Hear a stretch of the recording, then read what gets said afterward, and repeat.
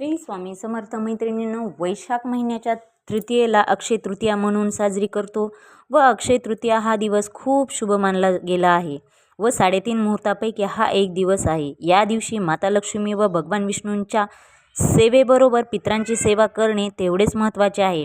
या दिवशी दान धर्म वस्तू खरेदी करणे हे केल्याने अक्षय काळ तुमच्या सोबत राहते। या दिवशी तुम्ही जे काही कार्य करणार ते अक्षय कार म्हणजेच त्याला क्षय नाही आहे, अखंड सोबत असणार आहे। आता 7 कवड्यांची सेवा अक्षय तृतीयापासून कशी करायची त्याच्याबद्दलची आपण आज या व्हिडिओमध्ये माहिती पाहणार आहोत। हा व्हिडिओ शेवटपर्यंत पहा, स्किप न करता। चला तर मग, सर्वात महत्त्वाचे म्हणजे तुम्ही जर कष्ट केले तर नशिबाची साथ नक्की भेटते। बऱ्याच ठिकाणी कवड्या असतात परंतु सेवा काही करत नाही। तुमच्याकडे जुन्या कवड्या आहेत, नवीन घेण्याची काही गरज नाही। जर तुमच्याकडे नसेल तर तुम्ही 7 पांढऱ्या कवड्या घेऊन या कवडी ही माता लक्ष्मीला अतिशय प्रिय आहे। आपण तुळजाभवानी मातेला पाहिले असेल, तुळजापूरला आईला कवड्यांची माळ परिधान केलेली असते। त्याचबरोबर ज्यांच्या घरात परडी आहे त्यांच्या घरात सुद्धा कवड्यांची माळ असते। लक्ष्मी प्राप्तीसाठी कवड्या खूप महत्त्वाच्या आहेत। लक्ष्मी प्राप्ती म्हणजे काय तर सुख, समाधान, शांती, ऐश्वर्य या 8 लक्ष्मी आपल्यावर प्रसन्न व्हाव्या म्हणून ही सेवा केली जाते। फक्त सेवा करून काही होत नाही, तुमचे कष्ट पण तेवढेच प्रामाणिक असणे महत्त्वाचे आहे। आता सेवा बघू। 7 कवड्या पांढऱ्या आणायच्या आहेत। तुम्ही म्हणाल पिवळ्या की पांढऱ्या? पांढऱ्याच आणायच्या आहेत 7 कवड्या। ज्यांच्याकडे अगोदरच्या असतील तर नवीन घेण्याची काही गरज नाही। अक्षय तृतीयाला दिवसभरामध्ये कधी पण ही सेवा करू शकताय। तुम्हाला जेव्हा वेळ भेटेल तेव्हा कोणी पण ही सेवा करू शकताय। सर्व महिला सगळ्या सेवा करू शकताय। पांढऱ्या कवड्या घेऊन यांच्यात थोडी पिवळ्या करायच्या आहेत। म्हणजेच तर काय, आपल्याला पिवळ्या कवड्या नाही तर पांढऱ्याच घेऊन याच्यात थोडीशी पाणीमध्ये हळद मिक्स करून या कवड्या हळदीमध्ये मिक्स करून पिवळ्या करायच्या आहेत। त्याच्यानंतर आपल्याला सेवा करायची। सर्वात अगोदर 16 वेळेस श्री सूक्तम, व्यंकटेश स्तोत्र, विष्णू गायत्री, लक्ष्मी गायत्री, महाराजांची माळ, श्री स्वामी समर्थ सेवा जर केल्या तर आर्थिक अडचणी जास्त प्रमाणात आहेत त्या कमी होतात। बऱ्याच महिलांना याचा अनुभव आलेला आहे। प्रत्येकाच्या घरात नित्य सेवेमध्ये या सेवा होतात। 16 वेळा श्री सूक्तम सांगितले आहे तर 16 वेळेस करावे। एक डिशमध्ये 7 कवड्या ठेवायच्या आहेत। त्या ठेवताना कर्व भाग वरती यायला पाहिजे। जो असा त्याला रेषा आहे तो भाग वरती यायला पाहिजे आणि जो निमुळता गुळगुळीत भाग आहे तो खाली गेला पाहिजे।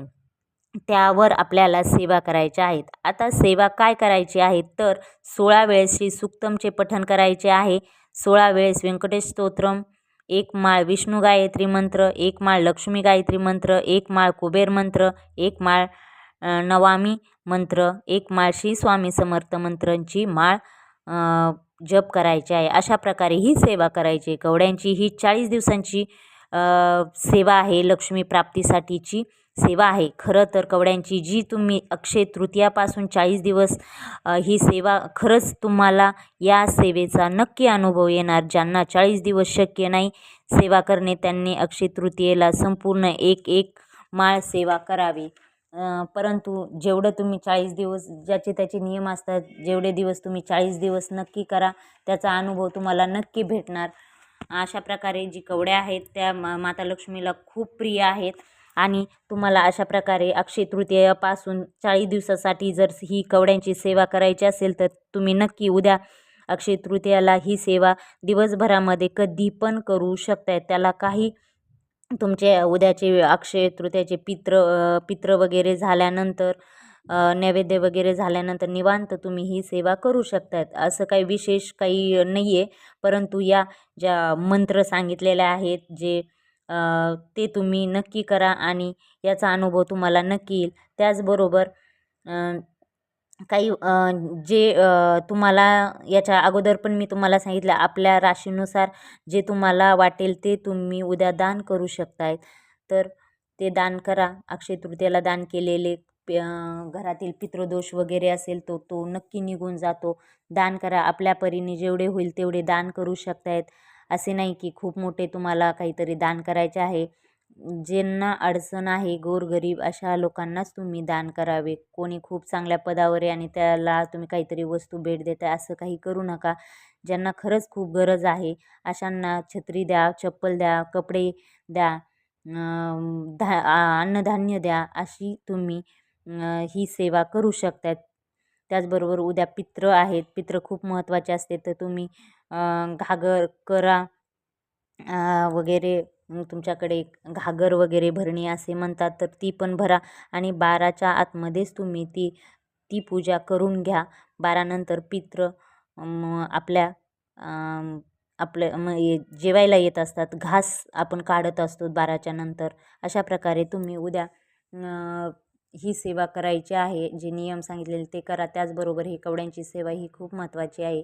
अशा प्रकारे जर तुम्हाला माझा व्हिडिओ आवडला असेल तर नक्की लाईक करा, शेअर करा, सबस्क्राईब करा आणि बेल आयकॉन बटन प्रेस करायला विसरू नका नवीन अपडेटसाठी.